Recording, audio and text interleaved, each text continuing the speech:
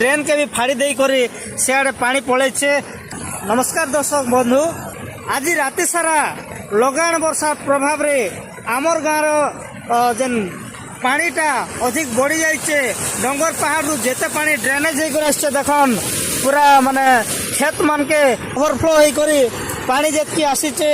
इे गोटे आमर छोटिया ब्रिज अच्छे, एटा गोटे रास्ता रास्ता तो देखन बहुत हालत खराब। एटा परे कथा आमा किंतु वर्तमान देखन एटा गोटे ड्रेन सिस्टम करथिले किंतु से ड्रेन के भी फाड़ी दे करी सियाड़े पानी पड़े। कहीं जे कि पानी रो प्रकोप बेसी, पानी रो बहुत बड़ वर्षा होता पूरा लगाण राति जाक वर्षा होइछे। खाली आमर गाँव बोली कर नहीं से आमर अंचल फामुल रामपुर कलाहांडी एरिया रे बहुत सारा वर्षा होइछे। एरिया जदि मुई विजिट करि पारि वाला निहाती एंता सब सिचुएशन थिबा ही तो निजर निजर गाँव रो ई सबू वर्षार जहाँ भी क्षय क्षति होइछे से सबू के आपण माने भी शेयर करुन।